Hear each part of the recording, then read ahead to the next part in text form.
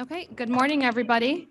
It is Thursday, April 14th. I'm calling the Judicial and Public Safety Committee meeting. My name is Myrna Molina. I will be chairing. Nice to see you, Mr. Davis. First item on the agenda is roll call. Davis. Here. Brown. Brown here. Gums. Leonard. Leonard here. Sanchez. Sanchez here. Shepro. Shepro present. Pirog. Molina. Molina present. You have a quorum. Okay, next item on our agenda is approval of minutes. May I have a motion and a second to approve February 10th and March 10th, 2022 meeting minutes. Leonard moves. You have a second. Okay, we have a motion made by Mr. Leonard, second by Mr. Davis. Any comments or questions or corrections regarding our minutes? Okay, may I please have roll call? Brown. Brown, yes. Gums. Leonard. Leonard, yes. Sanchez. Sanchez, yes. Shepro. Shepro, yes. Davis. Davis, yes. Molina. Molina, yes. Okay, thank you. Our minutes are approved. Next item on our agenda is public comment. We have one speaker listed to speak to our committee today. Mr. Bertha is online, and I believe this is a topic not on our agenda, so you do have 3 minutes, Mr. Bertha. Go ahead. My name is David Bertha. I'm from the South Side of Chicago. I know that I promised to read Ashley Haynes' criminal complaint against me, but I thought it would be more fun to read parts of Jameson and Eisenmonger's complaint. On November 30th, 2021, I received an email from my work account from an individual named David Bertha. I am a corporate attorney for a business called Performance Health. I do not work in any criminal courts. This email went to my spam account. Approximately 1 month later, my wife, Jamie Mosser, who is the Kane County State's attorney, asked me if I received an email from David Bertha. I searched my email and found the email. I then read it. It was incredibly offensive and threatening. Let me pause for a second to point out his first lie. Why did Jamie wait a month before telling her husband about an email from a guy threatening to harm their family? The answer is simple. She didn't. Jamie's husband lied because he had to explain his failure to immediately notify the police when threatened. His complaint continued. I was upset and very alarmed by the email. I was further upset by the email because he included the CEO, chairman of the board, and 2 other individuals of the executive staff on the email for my business. Jamie's husband better have a good explanation for the reason that his coworkers received my email in their inbox, but my email to him was sent to a spam account, or he'll soon owe me a lot of money. The trial court also granted injunctive relief for me not to have contact or communicate with anyone at Performance Health for 2 years. The CEO has given authority to me as a corporation officer to make this request. I don't believe Jamie's husband, but I win either way, so it really doesn't matter to me. Performance Health has over 250 employees and they serve affiliates worldwide. I did not mention Performance Health, its CEO, or any of his employees by name except for Jamie's husband in any of my emails.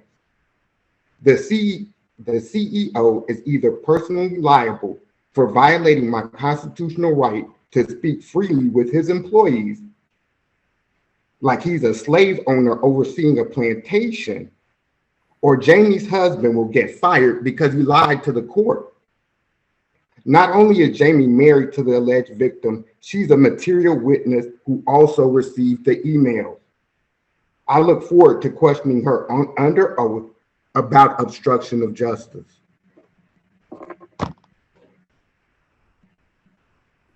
Okay, next item on our agenda is our financial reports.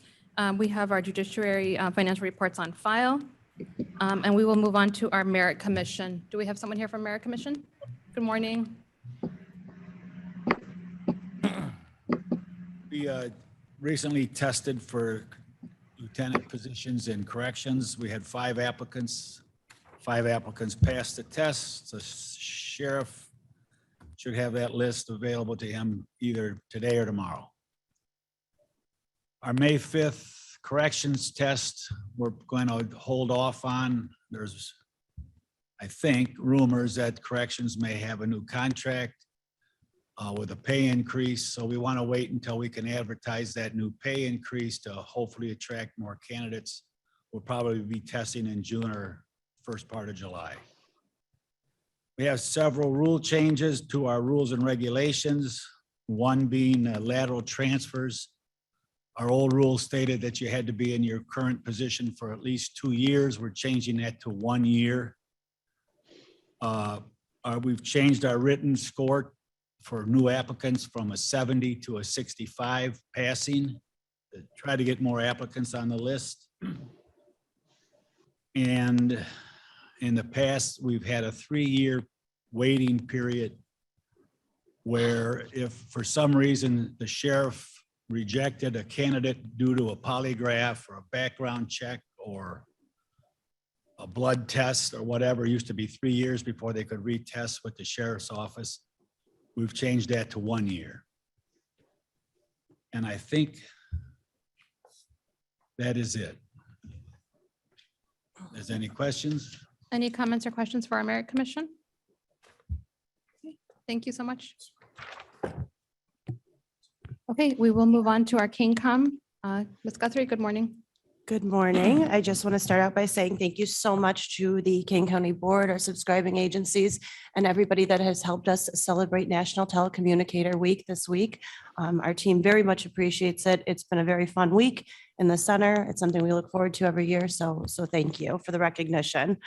I would also like to say a big thank you to our Deputy Director, Sarah Stofa. She's not here, but I know that she's logged in the office for the incredible amount of work that she's done, not just to prepare for National Telecommunicator Week, but also to help with training new employees, to help with just every aspect of what we do every day. It's an incredible amount of work, especially when we're short-staffed, and I appreciate all the hard work that she's done. We did hire a new operations manager, Chris Mcmean. He joined the KingCom team. He has 10 years of experience in public safety, working at two 911 centers prior to coming to KingCom. So we're so thankful to have him join our team. I would have him here, but he worked very late last night training. So I hope to have him meet everybody next month. We did hire a new telecommunicator. She started on April 4th. We continue the hiring process. We'll be testing another group of applicants at the end of April. And that's all I have this morning. Thank you, Ms. Guthrie. Any comments or questions? KingCom? Okay, we will move on to our sheriff. Sheriff Payne, good morning. Good morning. All my reports are on file. Just a couple of verbal updates here, no PowerPoint. You're welcome, Jamie. So for the better part of 3 years, pretty much everybody in this room has heard me talk about the concept of introducing a treatment center inside our 30,000 square foot space at the sheriff's office. We did launch an RFP a few months ago. 18 entities downloaded that RFP and 0 replied. One of the concerns was the term that we included for the lease was too long for their liking. Another one was the strong stigma of having a treatment center on top of a jail or on a government complex. So fortunately, I was frustrated during that time, but then I was reached out to by Dolan and Murphy, the real estate firm in Aurora, who advised that they had a 48,000 square foot building that was occupied by an autistic children's home. And unfortunately, they went out of business way too soon. So this is perfectly set up for a treatment center currently. It is built out as residential. I brought this to admin yesterday. Blair, do you mind pulling that video up for me? Just for the walkthrough of it. You can take the tour while I finish my discussion of it. But I presented this at admin yesterday, and the concept being that, again, the county would lease this building from Dolan and Murphy. We're looking at a 10-year lease with a 5-year option to buy. And then we would sublease it to 2 to 3 different treatment centers that specialize in Medicaid beds. So we're focusing on nonprofit treatment centers. A section of the building could also be offered to the Kane County Health Department that is in need of additional space for operations, whether it be a smaller vaccination site, offices, any sort of distribution they may have to do. So as you take a look inside here, you see it's really well built out, it's a great put together building. And again, would require no construction to make it inhabitable for this purpose. So admin unanimously decided that I should move ahead with an RFP with this building in mind and collect responses from those treatment centers that specialize in those Medicaid beds. And they also suggested, Mr. Fraz suggested that I work on I think it was 120-day hold letter or commitment letter with Dolan and Murphy to just show our interest and maintain the building in our favor while we collect these RFP responses and work on some sort of contractual commitment from those subleasers. So I say all of that to say this, at Judicial and Public Safety, please stay tuned. And this is kind of a final fruition to something that we've been working on for a long time. It's a great location. Also, we don't have the NIMBY issue of not in my backyard. It's in the middle of an industrial park, and it's right off of 88 and Farnsworth in Aurora. So that's the update on that one. Does anybody have any questions on that before I go to my next point? Just a couple of thoughts. Go maybe. ahead, Mr. Davis. And it may be a little bit late on this front because we already talked about this in an open meeting yesterday, and I expressed my support for it as well, and the idea of maybe finding a place for a neutral exchange site and so forth. But it's at some point we still have to negotiate with them, and we've already presented ourselves as a very eager, interested customer, which doesn't bode well in terms of negotiating. Sure. Maybe we could bring some of that into like an executive session to discuss contracts and appear a little less eager. Absolutely. Obviously, I'm the eager one. You guys have to pull the reins back on me. So Mr. Davis, that's an awesome statement to make in this open session here. So like I said, I've already publicly supported it, so I'm probably a little late now suggesting that we take a slightly more standoffish Analytical? as we discuss price and leases and so forth. But If it Absolutely. helps, I will be very standoffish the whole time. As usual. And to that point, I guess I'm going to be a little bit of a devil's advocate here. The reason we had originally kind of supported the idea of having a rehabilitation center on the jail was because it's on the jail. At what point does this not become under the purview of you as the Kane County Sheriff and falls under, say, maybe a public health department or somebody else who should be taking the reins on this? Because we're not going to have sheriffs on this building, correct? That's correct. So So that's an excellent question. And that's why, to the point of offering space to the health department as they need to expand and operate within that facility. This is just kind of my lead currently. Of course, it would be the county that leases the building, and all of us are part of that team. So then I guess my question is, I guess this becomes a bigger discussion of whether or not this is something the county wants to take on. This particular area is going to fall under District 1. So I know Teresa is familiar with it. It's on Church Road off of Corporate Boulevard. So it's right by the Premium Outlet Mall corridor. Yes. From what I understand, the city of Aurora has plans to move, hopefully, the casino to that same corridor. So I guess my other question before we kind of move on is, what's the zoning restrictions for that particular site? Would we have to get an approval from the city of Aurora to change it? And So- then what would be the steps there before we even move on anything So else? we're working in parallel. Dan Dolan and I are working in parallel with Mayor Irvin on this concept. So he is aware of it. He's requested some additional information from us. Using the model of Recovery Center of America in St. Charles, he essentially wants to know population, call volume, impact, and Dolan and Murphy will have to apply for a special use permit on our behalf. So they're very familiar with that process. So as we prep the city, as we move towards this, I'm also prepping the county on this entire concept. And of course, nothing's been signed. No dollar signs have been really examined, but that's our steps on the city Okay, side. because I know you're familiar with our, there's a large, group of neighbors that are surrounding that area. They're very active. And they're very sensitive to any changes to the township or the city zoning in that particular area. Church Road is, I think it's township, county road. It's very used. It's very busy, and you cross over that bridge and you get to a church and a school. So I want to make sure everybody is aware that it sounds like a great idea from up here, Mhm. but once you get down to the actual street level and the neighborhoods, we might have some pushback. So I want to make sure that we have our neighbors on, they're working directly with us so that if any concerns or questions, it doesn't happen like it happened at the St. Charles facility. Absolutely. So those are my only comments for that. Anybody else have anything? Okay. Okay, go ahead. Sorry. All great points. Thank you, Ms. Molina. The coroner, the state's attorney, and I have been working on a concept for a county-operated crime lab.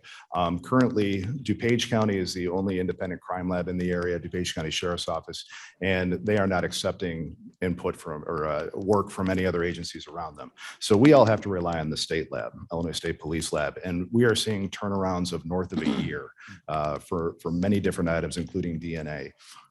This is going to be a tremendous issue, especially for the state's attorney and the judiciary when it comes to the new Safety Act law and being able to process this evidence in the new timely manner. Jamie, is it 30 to 90 days, the new speedy trial? So the way that the Safety Act legislation was written is anyone who is held without bail, so they're not being released on pretrial. It goes to our old law of 90 days in which we have to try them instead of the 120 days, which it is now. Now, most of the time, defense attorneys aren't ready to go, or they want to wait till they have full discovery, which is fair. But there could be a scenario where somebody just starts demanding, and now we're under a clock. This is something we're working with the legislators, but this is very important to know that if we have and are stuck with this 90-day time clock, I envision this happening, and having an in-house lab would be instrumental in that. True.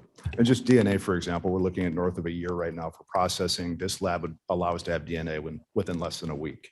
So this is a huge instrument for, again, state's attorney, law enforcement throughout Kane, and the coroner's office. And so that's why we teamed up to analyze this. The coroner's office paid for a feasibility study in its entirety through year one. We're looking at about 1.1 million just for equipment and the 2 full-time employees to operate it.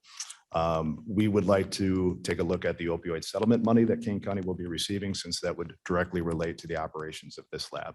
And 1.1 million should be a small percentage of that opioid settlement money. So again, this is just one more thing to put on the radar as we work forward. And then finally, I know we've been doing this a lot lately this year, but at the next county board meeting, we're going to be awarding 2 citizen heroes, actually 3 citizen heroes, and 2 sheriff's deputies. So 2 sheriff's deputies and a ComEd worker. You may have seen some of the media on it, got on a scene of a fiery crash and were able to pull the gentleman from the truck before it ruptured, just like a movie scene. And then one of our deputies about a week earlier had a pursuit in Elgin that ended up in a neighborhood where he was waiting for backup to get there, couldn't wait as the guy engaged him and they got in a fight. The gentleman went for his taser, my deputy's taser, and 2 private citizens saw the struggle, came out and helped my deputy and get him into custody. So Jose Bosque and his son are the ones that are going to be awarded on that one, which is really cool. So hopefully everybody will be there to see that presentation. Our citizens stepping up as always. Wonderful. Thank you, Sheriff Hayne. Any questions or comments regarding our sheriff's report today? Mr. Davist? Another on the idea of lab, to the extent that it is useful still. This idea has surfaced before, as far back as Chairman McConaughey and my role sitting in where Ms. Molina is now. And the biggest obstacle was space and of course always money. But I think we had done a study previously and we had some information on that very topic. To what extent it's useful now, I'm not sure, but it should be in our records somewhere. Oh, good to know. So it is something that I know we've looked at before and thought would be very helpful, useful. I will see if I can dig that up. Thank you. I think there was even some discussion of it being a revenue source if Yes. handled properly. So Yep. Always like that idea. That's why we want to include all of our municipal partners in the surrounding counties. Oh, great point. Thank you, Mr. Davis. Yes, Ms. Parag, go ahead. Thank you. Sheriff, where would the lab be located? So currently, we're looking at the space inside the sheriff's office that is our evidence division, and we have an unoccupied room right off of that as well. So we'd be taking that wall down. We'd be able to house all the equipment in there and the 2 additional staff members to operate this.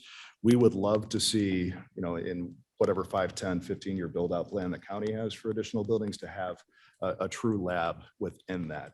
And could you possibly use some of the existing space that's in the jail that is not being used right now to extend that out? That is possible as well. There's so many opportunities we can use that space for. The only problem is transportation in and out of that space, ease of access. So one of the things I've talked about that space for, sorry, Michelle, I'm going to say it, but as everybody grows and CANCOM grows and emergency management grows, that space is again 30,000 square feet.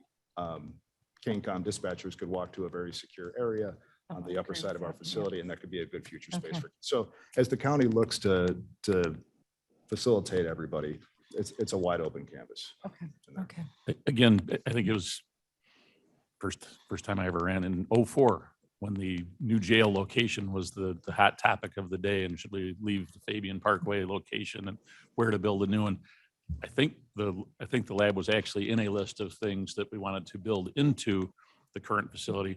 And as we started trimming things to save money, it fell by the wayside. But I remember that one of the reasons it was included in that construction or in that site was that you have a lot of chain of evidence issues. So it's kind of a maximum security kind of thing. If you have samples of things that are involved in a court case, who handles them and how and where they go become critical to whether or not they end up being accepted in a case. So having it at the sheriff's office or within the confines of that, secure facility is essential. Okay. Okay, anything else for our sheriff? All right, we will move on to our state's attorney, Ms. Musser. Thank you. Good morning. Morning. Our monthly report is on file, so you can see where we are financially with the state's attorney's office. The biggest thing that we've been working on is all of the requirements under the Safety Act. And I believe you all know we've come with presentations. We're doing a lot of things in-house in regards to it. We're working on a lot of training. And we're constantly still having meetings with the sponsors of the Safety Act to see how we could amend it to make it much more workable than what it is. What's that? Any PowerPoints to go there? No PowerPoints today. You'll have it next week or next month when I have my final report. So one of the biggest things is that there's a requirement now for deflection programs. Deflection programs are how do we get people not to come into the system? And we've talked about that before, and we're lucky enough that because of Sheriff Haynes' generosity, we started our pre-arrest diversion program with one person.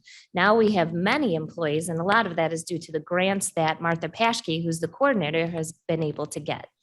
And the reason why I mentioned this today is because one of those grants that she was able to secure is a $1.2 million grant over 3 years, in which we're able to hire individuals for case managers to go throughout King County. I'm telling you that now because part of what we have to do is actually put that in a resolution to finally accept the money. This money was awarded in October, but there's a significant amount of red tape that we have to go through to actually receive that money, and we're finally there. We weren't able to get it in time to put it on the JPS budget, but we are putting it on the finance budget because we would like to bring it to the next county board. I just wanted to advise you, we're not trying to skip JPS. It was just all a matter of timing as to when we got through the acceptance of everything. So that is it for my report, and then we could move on to the resolution. Okay, do you want to go ahead and introduce the resolution and then I'll make a motion? Thank you. We actually brought a similar resolution last month, which is our participation in the Appellate Prosecutor Program. As you know, when a person is found guilty and if that person appeals the matter, that is handled by the Appellate Prosecutor. This is done through almost all of the 102 counties in Illinois, and each individual county actually pays a portion into the Appellate Prosecutors Program, no matter how many cases we have. Without them, there's no way in-house we would be able to handle those. This was approved last month. The reason why it's here is because there was a funding portion that wasn't included in it. So this just provides for the funding of that. The total amount is the $48,000. And so we're going to ask that this be passed because again, this is the money that is paid to the appellate prosecutor to defend the cases that we have. Okay, may I have a motion and a second to discuss and potentially approve this resolution? Leonard moves. Davis second. Mr. Leonard moves, Mr. Davis seconds. Any questions or comments regarding the resolution? Okay, pretty straightforward. Okay, may I please have roll call? Brown, Brown, yes. Gums, Leonard, Sanchez, Sanchez, yes. Shepro, Shepro, yes. Davis, Davis, yes. Molina. Molina, yes. Passes. Okay, this passes on to our Finance Committee this month. Okay, anything else from our? No, thank you. Okay, any other questions or comments? Okay, we'll move on to our Public Defender. Oh, sorry. Excuse me. Oh, thank you. Go ahead, Ms. Um, Craig. State's Attorney Mosser, congratulations on the grant. That's wonderful, and going through all that red tape, because I know that's an arduous thing to do. But a question, and I guess from Ms. Barrio too, I know you're going to have additional employees. So are we talking about where we can house those individuals? The reason why we certainly support all of the work that is going on, but we would like to have them moved eventually away from building management into a more conducive spot for their work. I would completely agree with that. And I believe that's ongoing discussions with Circuit Clerk Barrero. And there is a spot out there that could potentially work. We're just trying to figure out how to make that work without putting any undue burden on the Circuit Clerk's office. So we are working steadily with that. I know that we have been talking to other people throughout King County to see if any of them have space. A part of one of the other grants that was obtained by Ms. Paschke in this case could actually have money for a portion of the build out, which I think would be helpful. So we are in ongoing discussion still. I believe Ms. Barrero and I are meeting next week on this. Yes, that's correct. We have reviewed an area that is potential, but we need to have secure walls and et cetera put up because of records that we have inside. And so we've been working with building management and that, but this is great if we can have a portion of those funds for the build out. That would decrease it tremendously. But the area that we are looking at is the viewing room. Yes. Okay, so because it already has a wall on the outside and access, or a door, I should say, then we just need to, frame it up so that our office is separate from the state's attorney's office. And so we're working on that, and they are several individuals that still come to view records. So we need to kind of reconfigure that whole area in order for us to get Ms. Mosser and Ms. Paschke into our office. And I heard anecdotally that you're looking at potentially 12 employees. Eventually, yes. So the goal is to have more than what we have, but we're holding off on that given the space issues and when our funding comes in. Okay, the only reason I'm bringing this up is that if you're going to build it for the future and not for the present. Because Absolutely. You don't want to use today's dollars, even though we have inflation. The cost may be lower now than it would be 3 or 4 years from now. Yes. Actually, I hope what I just said is just the opposite. Well, there's space. It's just trying to figure out how to do it. Yes. Okay, thank you. And that brings up a great point, because I think in the future is where we're starting to do our planning of our space needs. And I don't see a real need in creating this extra space in the circuit clerk's office for the next 3 years if we have a plan to create a bigger space on our campus for the next 20 years. So I think we kind of have to balance out, whether or not they can live with it for the next 2-3 years. So we create a bigger space. I know Mr. Frost has been working diligently to make sure that we have those funds set aside to actually create space in the Judicial Center. So I guess another thing to put out there, because really there isn't any point in putting money into something for the next 5 years if we can build it for 25. Ms. Guerrero? Correct. And we do have several square feet that is empty currently in our records division, because we did have several pieces microfilmed for the future. So those files we were able to take and dispose of. But if we got the grant through ARPA and we continued that on, then we would have more space that could be considered for this also. I mean, that's something to think about. It might kill 2 birds with 1 stone, as if we can microfilm all those documents, then that would open up the space to give to the state's attorney's office. Great, thank you. Okay, any other questions or comments? Okay, we will move on. Ms. Conant. Good morning. Good morning. Our monthly report is on file, so if there are no questions on that, I can move on to my resolution. Please, I think we've all been waiting for this resolution. Go ahead. Thank you. So this is a resolution to increase the salaries of assistant public defenders. I know I have talked about this in the past couple of months, so just a brief overview. Our starting salary currently is $54,000 a year, whereas the state's attorney's office, their starting salary is $59,000 a year. So this resolution would hopefully achieve two goals. The first is to make assistant public defender salaries similar to that of assistant state's attorneys in King County. Also, it would hopefully make us more competitive to get applicants into King County. We are currently down 3 attorneys, and by raising the starting salary $5,000, that does put us very competitive with surrounding counties. I think King County has much more to offer than just the salary. So if we can entice them with the salary, I think we can get really qualified applicants into our office. I discussed this at great length in prior meetings, but just a little bit more of the overview of it.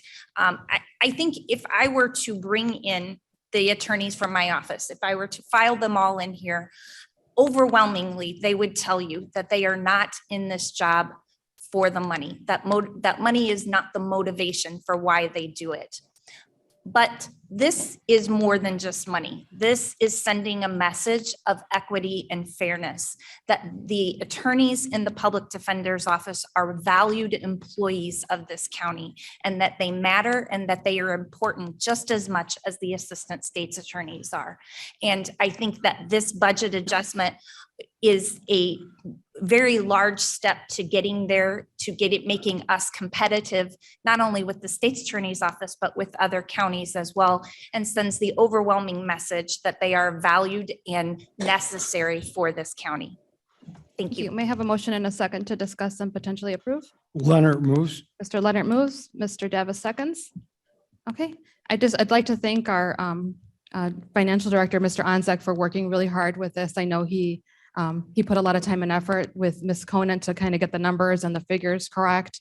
And it's been a long time coming. Thank you for allowing us to bring this to the Judicial and Public Safety Committee, because I think the idea started here with Mr. Leonard kind of pushing the fact that this is something that our employees deserve and need. Any other comments or questions? We may have heard about it a couple of times from Kelly Childers as well. Very true, Our Mr. former Davis. PD. Yes, Ms. Mosser? So as the state's attorney, I can tell you that I work very closely with the public defenders. I do many different presentations throughout all of King County. And the one thing that I keep hearing from them is that somehow the public defenders are less qualified, less important, just less than private attorneys. I have to tell you that these are the attorneys that we would less likely to go against, because they're in the courtroom, they're proficient in the law, proficient in the areas of the law. They know the judge, they know the system, they're fantastic. But in addition to this, and this is what I think people don't ever realize, is they have clients. As the state's attorney, I have police officers who do the investigations and they bring the case to us. And while we have victims in the case, our client is the people of the state of Illinois. We go forward with the cases and we have great investigators that are with us.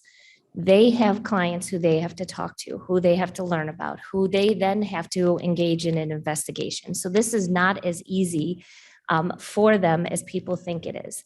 And so I think for equity purposes, it's absolutely true that they should be paid just as much as the attorneys in the state's attorney's office. And so just from my perspective, having worked against them for the better part of my career, having been a private attorney, seeing what it's like to be a defense attorney, and now being the state's attorney, working with this division of individuals that I have nothing but respect for, I would wholeheartedly support the passing of this. Thank you, Ms. Mosser. Any other comments? Chief Judge? I'd just like to chime in, one, to indicate my full support, and I appreciate that the board is taking this on. To echo what Ms. Mosser just said and what Ms. Conant said, I also think it's important, and I know that Ms. Conant has spent a lot of time talking to the county board about this in past meetings, but the other part of this is the assistant public defenders who have been with her office 10, 15, 20 years, and looking across and looking at the state's attorneys who do a fantastic job as well. But there's an imbalance in that as well. And so what I appreciate about this and what I appreciate Ms. Conant and this board considering is when we talk about equity, what we're talking about is this resolution will allow Ms. Conant to be able to bring up the salaries of those people who do the same work in the same courtrooms, but get paid less right now. And I appreciate the fact that you're looking to remedy that issue. So 100% supportive and appreciate all the work that's been done on this. Thank you, Chief Judge. Okay, any other comments or questions? Okay, I'll go ahead and ask for a roll call. Brown, Brown, yes. Leonard, Leonard, yes. Sanchez, Sanchez, yes. Shepro.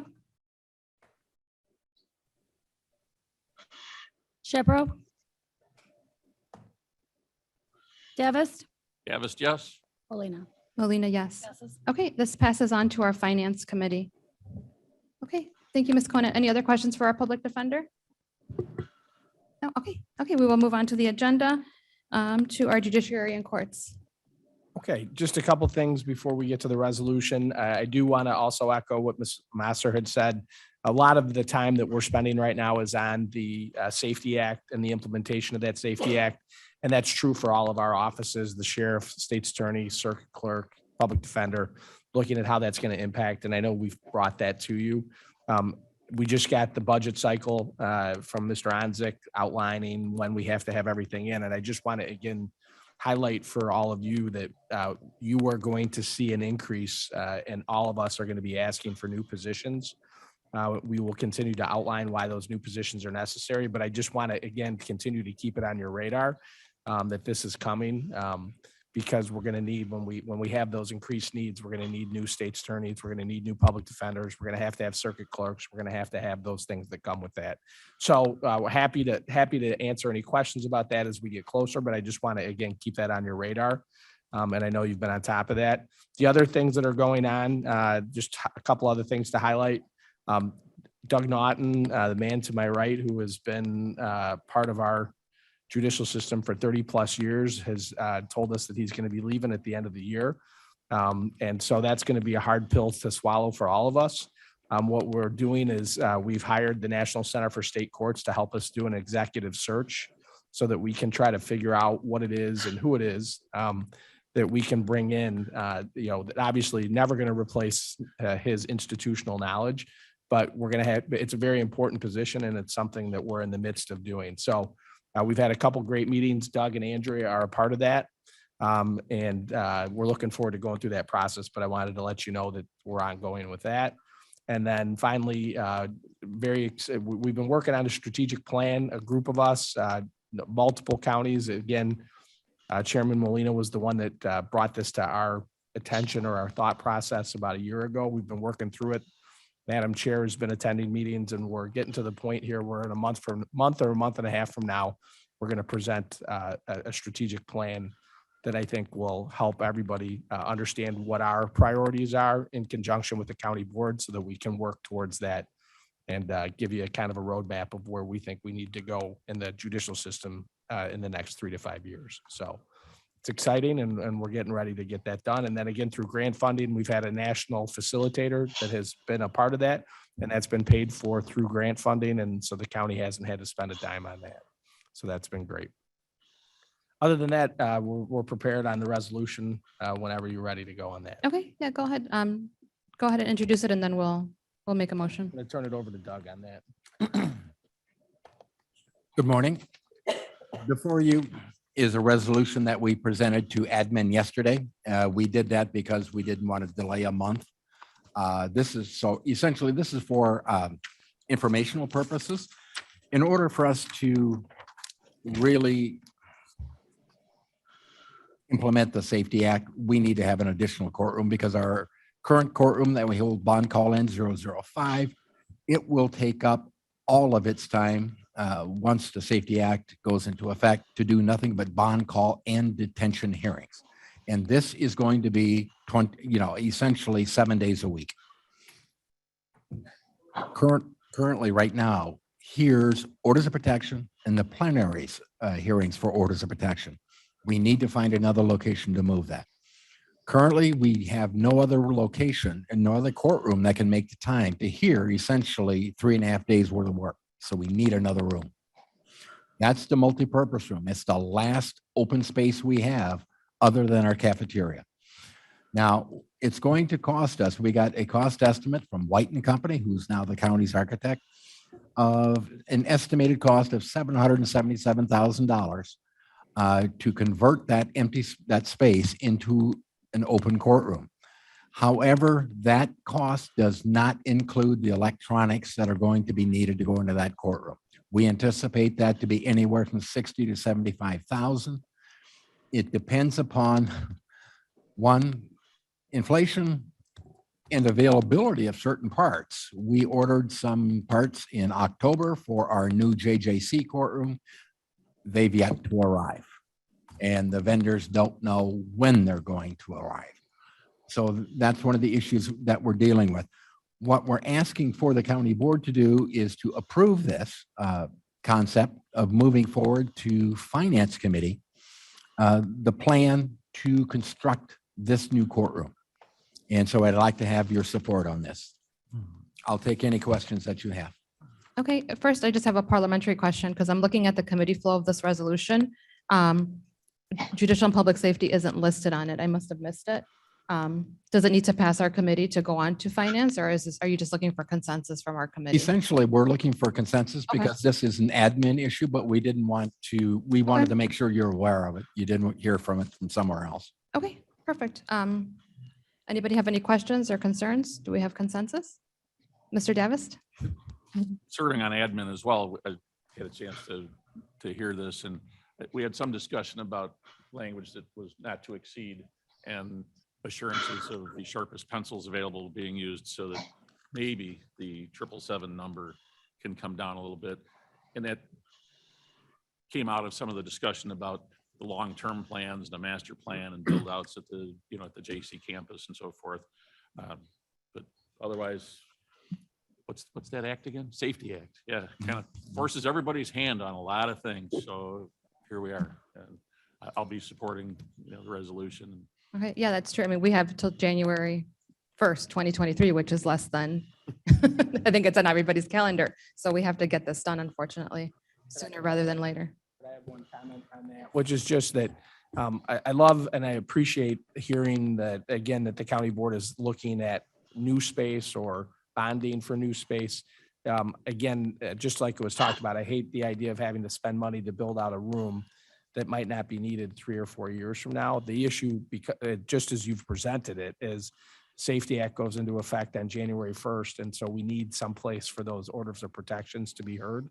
But we certainly want to work with the county board to do whatever we can to try to keep that cost as low as possible, but still have a functional courtroom. And in addition, one of the things that we're working with the state's attorneys on is potentially to use that same space for grand jury, which would allow the state's attorney's office to then use that grand jury space they have in their office for additional offices. So that's something we're continuing to talk about. What we have to figure out is where orders of protection hearing would go when grand jury's in session. But again, we're trying to be cooperative with each other to try to maximize the use of the space and trying to maximize the county dollars. Okay, thank you. Mr. Davis? One other more thought? question, and Mr. Caius, did we do this yesterday as consensus? Or did we vote? Because if we did it as consensus yesterday, we should actually vote on the resolution today, but I'm afraid I was here. That and I was a don't day remember ago. which I way don't we did it. remember. We did vote. It was a vote, yeah. Vote yesterday. Consensus it is then. Yes, Chairman. Once again, space. So I know you're going to be needing new attorneys, et cetera. And doing build out is planning. So, and if we're having new hires potentially in January when the act goes through and is preparing budget, could we get a list of potentially how many people you're looking at? And if you need new space, let us, Mr. Caius know, admin know as quickly as possible so that we can start taking a look at our facilities and figure out, obviously we can't build a new building right away, but what other things we could possibly do to make sure that our future workforce has an office with a desk and they're not in a hallway or in a closet. Well, that's exactly, we will do that. Ms. Masser and Ms. Conant and I were meeting yesterday to discuss that very issue about the number of employees that we were going to be coming before and asking. We don't have that number now, but as the comment is, any new employees that we have, we don't have space for them. I know. So, right. So I just, so again, we're going to have to be creative about whether they have to work off site, whether they have to, what we have to do. But to your point, we do not have any space for them right now. And as we just heard, the electronic equipment takes some time to order now because we're living in the times we're living in. So the sooner we know, the quicker we can start moving forward to get your future employees what they need. Thank you. Okay, any other comments, questions? Madam Chair, just Pius? moved by Martin, seconded by Froz, unanimous vote yesterday. So. Okay. Okay, thank you. Okay, so we have consensus for this, and this will move on to the finance for the money allocation portion. Okay, thank you. Okay, we will move on to our court services. Mr. Davis, good morning. Morning, Mike Davis in for Lisa Aust. Our reports are on file and I do have one resolution for you this morning. Okay. Let's go ahead and get a motion and a second on this resolution. This is to authorize the purchase of laundry equipment. Ms. Aust had brought this up before to us. Leonard moves. Okay, motion made by Mr. Leonard, Have a second. second by Mr. Davis. Okay, go ahead. I'm seeking approval for the purchase of 3 new industrial washing machines and 3 new dryers for resident clothing and bedding at the Juvenile Justice Center. We went through the procurement process and our lowest bid came in at $64,577.25. I will say that our machines are current machines were purchased in 2013, and we have spent over $9,800 just in the last 2 years on repairs of that equipment. So I'm asking that you would consider approving this resolution. Okay, any comments or questions, Mr. Davis? Is the new equipment a heavier duty, higher capacity? It's longer lasting? Hopefully longer lasting. It's the same capacity as our current equipment, which is sufficient for what we're doing. I don't know what I can say. The machines get used multiple times a day, every day, and it just wears out.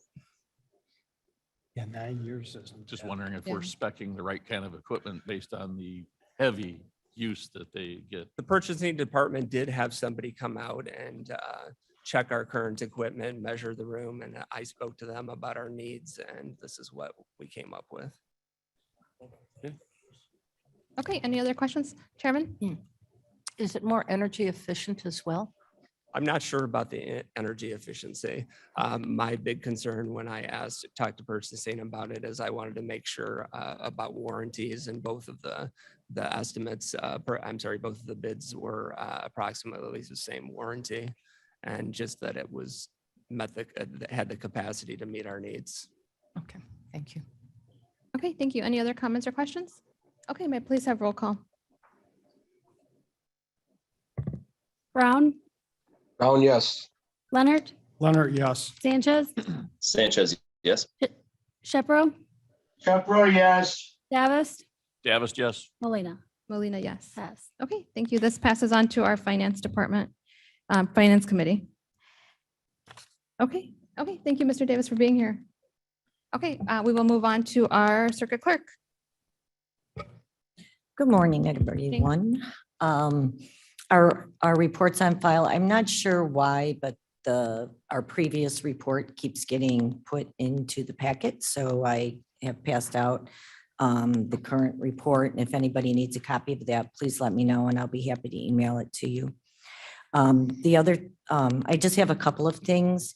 One, our union contract was approved. So the employees will see a considerable increase. We based it on years of experience and not on a blanket percentage across the board.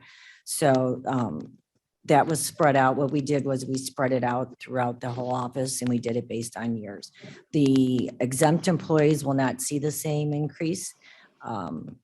They got 3%, the exempt employees, and the others were by years. But hopefully this will help us retain employees in our office. I believe now we are possibly only the second to last now at the county as opposed to being the last. So that was a good thing. Our whole idea with this was to retain employees for 10 years so they're vested in their IMRF, so they don't go on to other departments. So they stay within our office and make a career out of it. And that was our goal. And I'm thankful that the employees saw that and agreed to vote on it. I don't have a resolution asking for more funds for this. We are working within our budget, and hopefully you will not see me towards the end of the year asking for an increase due to this. But please keep in mind that revenue is down by probably 2 million in the circuit clerk's office. When we our funds that we generate generally go into the general fund.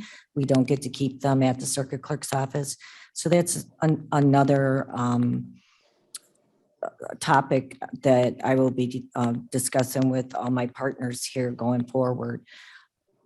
The other thing, so hopefully we won't come back with another resolution asking for more funds. Harrison Harris sent in to us 99,214. So that was a good month. There was 526 cases sent to collections. We are still in the process also of creating a program where, well, it's not really a program, but we're going to start sending notices to try and get funds collected before they go to collections to help folks pay without having that extra added on to it for being in collections. We're still in the process of that. We also are working on our OFM, which is Odyssey Financial Manager, which will help us with our finances throughout the county. That is scheduled to be released or go live, or however they put it, May 1st. We're also on target for our new phone system, which will help with those that could just do chat without actually speaking to someone, which the public seems to really like now. So that is scheduled for May. Hopefully that stays on track. I would like to point out that we processed 106,079 pieces of documents so far this year. 12,819 were new cases compared to 3,848 new cases for 21. Now 21, we kind of can't really look at because of the pandemic, but I believe the courts are moving forward and things are looking better for the court system. Also, the admin court processed 1,799 warrants through our warrant slaughter with the state's attorney's office. So that's a project that we work on twice a week, and that seems to be running along like clockwork, very smoothly. And I believe that's it, if anybody has any questions. Earl, any questions for our circuit clerk? Okay, thank you. And I'll make sure the correct report is placed next month. I apologize for that. Okay, we will move on. Mr. Shepro? Yes, ma'am. Sorry, I think we had some technical difficulties earlier. We had the resolution regarding the public defenders. I wanted to make sure you were able to vote on that. Yeah, I was out of the room. I would vote yes. Okay, thank you. Just want to make sure we have unanimous vote on that. Okay, thank you. Okay, and then we have our coroner's report on file. I don't see our coroner online. He is? Okay, I'm sorry. I see you now. Okay, Rob, good morning. Okay, good morning. Yes, I just wanted to say, yeah, obviously our report is on file. As you can see from the numbers, we're having a bit of a reprieve. We've been very blessed in the sense that our incidents are down a little bit over last month. Hoping that continues. That would be wonderful. Our union negotiations are going well. Hopefully we'll have that wrapped up in the next month or so. But there's a couple sticking points that we're looking at, but I think it's very doable and that we'll have that done. I wanted to hit on the lab situation that our sheriff talked about, and wanted to give you a little bit more information. This is something that's been near and dear to me, and I know it's been on the JPS in King County for many years. Over the last about 5 years or so, I've noticed that, gee, it would be really nice to have a lab. But of course, the big sticking point at that point was, how do we pay for it? So that's always a big concern. But now we're getting to a point now with the amount of toxicology that I do and the lack of actual labs that we have around the area, that I think we may be getting to a point where this is something that can come to fruition due to the fact that the demand is high and the supply is low. So what I did was, about a year ago, I started talking to some people that were knowledgeable in the area of toxicologies and DNA testing and all that kind of stuff. Found 2 people that were willing, and I hired them to do a feasibility study. That feasibility study is completed. I shared it with, obviously, with the state's attorney and the sheriff, because I feel that this is something that is something we can all do together, and I think it's very important that we do it together, because this subject hits all of our offices. And I'm the last of 8 kids, so I know how important it is to have a team concept with everything that we do, and we've been very blessed to have that in this county, and I'm very happy to report that. But the need is great. The need is very great for a lab. At this point, if you check with other counties, you'll see the frustration of not only the counties, but also the municipalities within those counties and the collar counties, of the amount of time that it takes to get their samples back. And so I realize that this is just one step, in a journey of 1,000 miles. So, but I wanted to, give you the information that we have at this point. I think we had talked, the state's attorney and the sheriff and I have talked, and we think that probably the best venue to discuss this feasibility study would probably be a committee of the whole, if that would work for everybody. We really want to get all that information out and have people feel comfortable, about deciding whether or not we need to move forward with this. So, the sources of revenue that we're going to have here, with this is not only have we kind of gotten a concept, the concept that we can be sustainable, but also that we can hopefully, and it looks pretty promising that this could be a source of revenue for us. But with anything, you have to build it first, and then, the revenue stream will come. Because we're looking at not just, my toxicology, but you've got the forensics, you've got, the fire task force. They use basically the same type of chemical analysis that we do. So there are many different agencies and whatnot that could utilize something like this. Like you said, the biggest, obviously, obstacle in anything like this is always, how do we pay for it? What's the funding sources? There is one grant that we're going to be writing. It's called the Paul Coverdale grant, and that's a great source, and that grant is specific to labs. So again, we have to get it, but I've written for it in the past, but we have not been awarded that, but because we didn't have a lab. But also the opioid settlement that's coming up. I mean, can you think of a better direction to go with some of that? And again, not all of it, but just a portion of that money, if it could go to this and then create a source of revenue for the county, that would be wonderful. I mean, the reason that we have this situation with the opioid epidemic is because, the starting of the opioid addiction, as it's been proven time and time again, is the prescription of the opioids. So to utilize this, I think even the public would understand and be happy with that.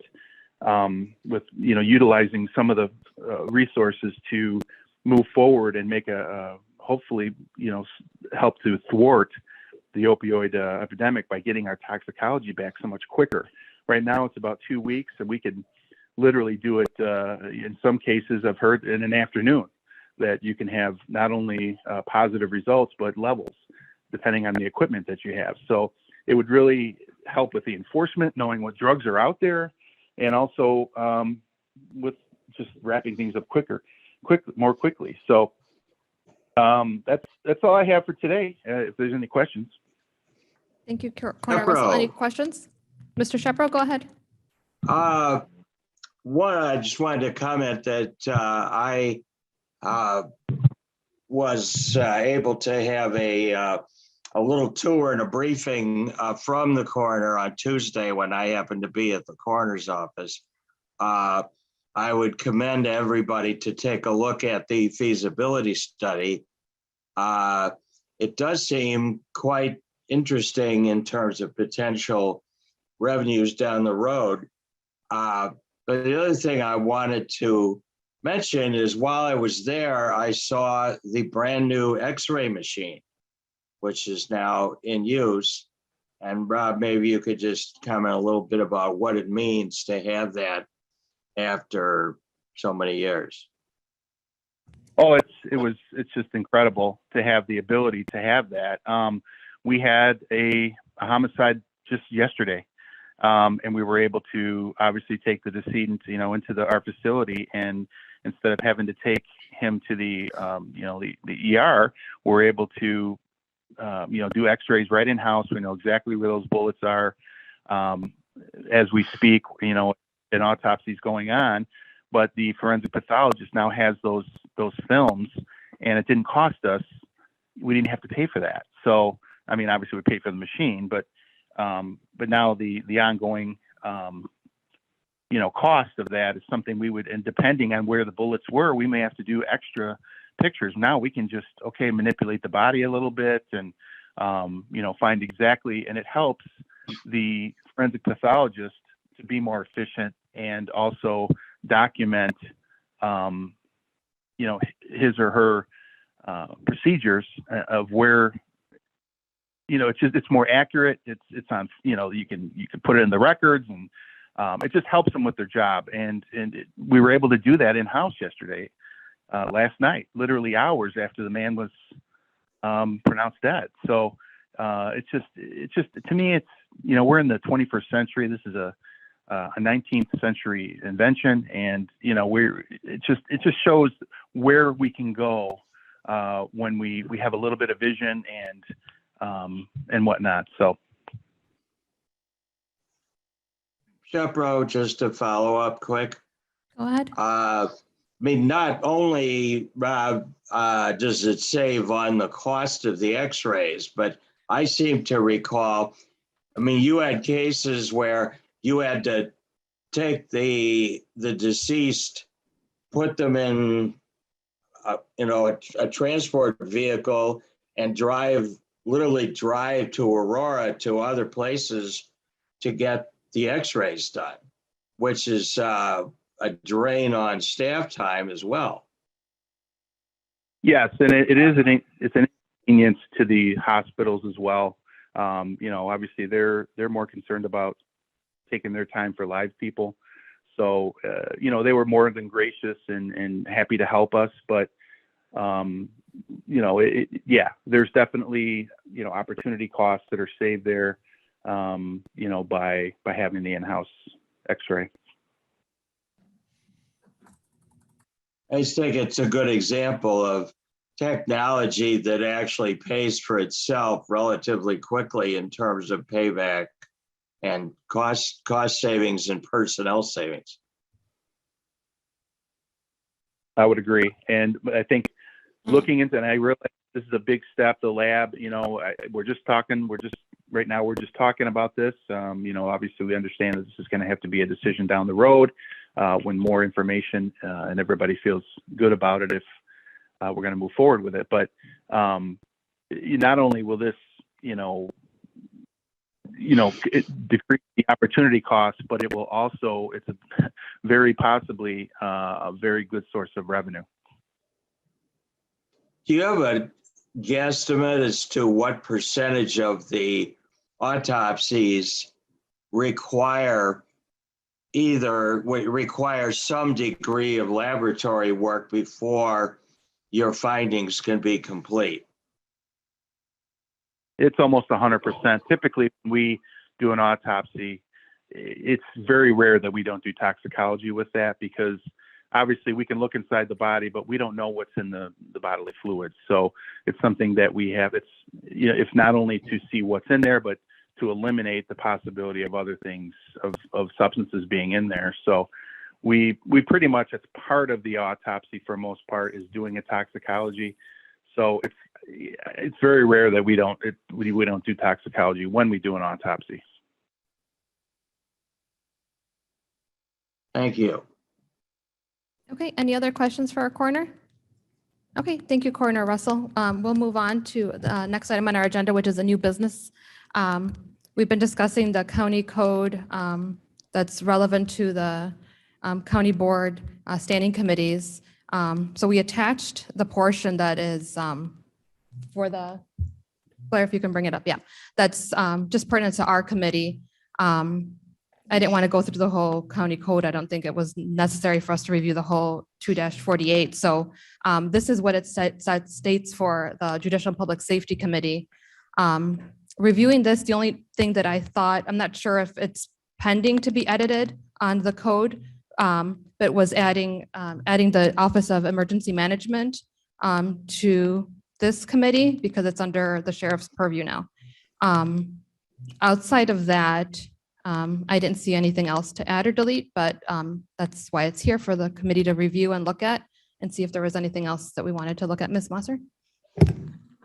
This was brought to me and I share the concern with it. The way the language is drafted, it actually would violate the internal control statute, because the way that it's drafted, certain things such as the purchase of supplies and equipment for said offices and the sheriff, the circuit clerk, myself, we have internal control statutes. Obviously, this board sets the budget and we must stay within the budget, but everything else then is determined by the elected offices. There's further language that is concerning in there, including, for example, the employment of special counsel or attorneys. Again, that's within the purview of the internal control for the state's attorney's office. So I would be more than happy with our civil division to go over this, to take away some of that language that would violate that. I do know there's a catch-all in there that says that is not in conflict with statutory requirements, but I do believe just the way that it's drafted makes it in conflict with that.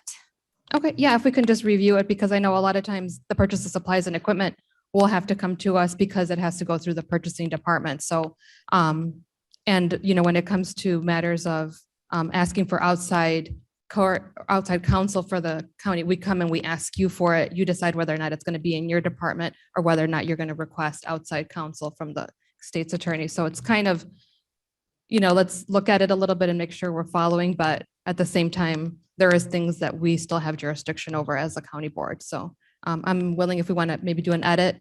I think we want to get this done before December. So before November. So maybe if we can bring it back next meeting, if anybody has any additional things they want to add, Mr. Shepro, maybe let us know and we can have different versions of this edit for our May meeting.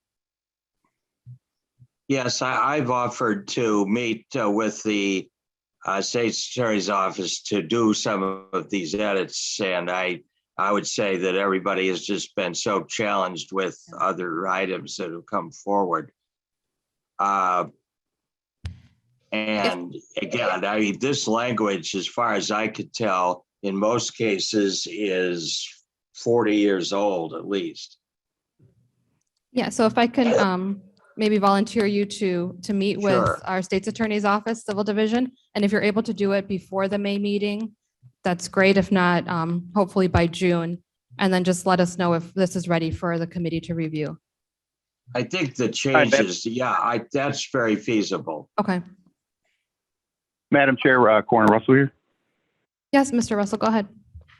I just wanted to weigh in just real quickly as someone who has been a victim of misinterpretation of the law. it is very concerning to me as well. I think the clearer we can make that, the better, and the less challenges that we're going to have in the future. I've lived through this. It's not pleasant. And yeah, I think that work can be done to make it much more clear. Okay, fair enough. So yes, if Mr. Russell, whatever concerns you had regarding it, maybe meet with Mr. Shepro and kind of give your concerns to him, and he'll be our spokesperson for this portion of the code for our committee. Okay, we will move on. May I have consensus to place reports on file? Ask unanimous consent to place reports on file. Okay. Okay, we have consent to place reports on file. We do have a need for executive session, and this is for personnel matters. May I have a motion and a second to go into executive session? Mr. Davis. Leonard Sanchez moves, seconds. Mr. Davis seconds. May I please have roll call? A question, Madam Chair? Mr. Shepro, go ahead. Yeah, what is the specific personnel exception? I think it's personnel matters. I'm not sure. Do we need to be more specific than personnel We matters? do. We have to state personnel is actually not an exception under the Open Meetings Act. It's things like it is, but it's very broad. It's the hiring, firing, promotion, et cetera, of specific individuals. You want me to answer that? Mr. Hayne will help me with the verbiage. Okay. So we are going to say this is in regards to the certification of an employee's retirement from the sheriff's office. So this is certification for an employee's retirement from the sheriff's office. A specific employee and A not. specific not- employee, Mr. Shepro. Yes. Yes, thank you so much. So that would be the motion, then would be to hold a closed session relating to specifics relating to the compensation or retirement of a specific employee. Okay, I think Mr. that's what Leonard Bill is said. okay with that motion, So and moved, Mr. yes. Davis is okay. Okay, Yes. may I please have roll call? Brown, Yes. Leonard, Leonard, yes. Sanchez, Sanchez, yes. Shepro, Shepro, yes. Davis. Davis, yes. Lena, yes. Yes. Okay, passes.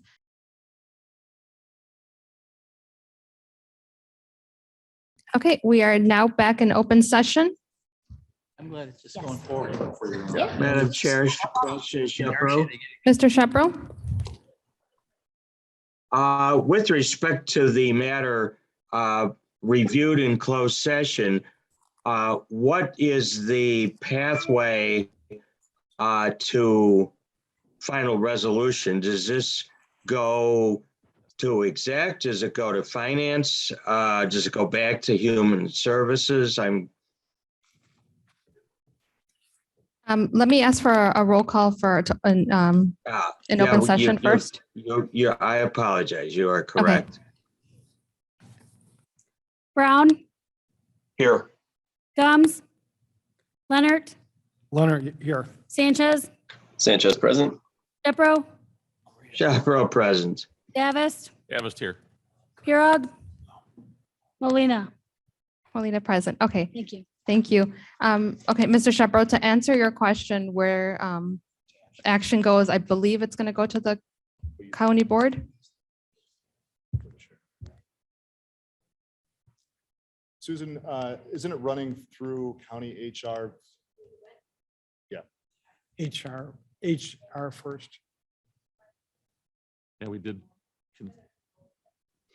So it So would it'll be go to our, that- so yeah, so it'll Sounds go like finance. finance, it'll go to finance next, Mr. Shepro.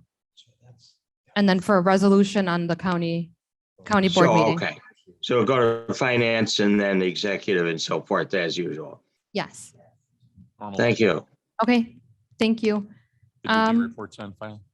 Yes. Okay, good. Okay, so I think we are done. I'll ask for a motion in a second to adjourn. Motion to adjourn. Mr. Davis moves. Sanchez seconds.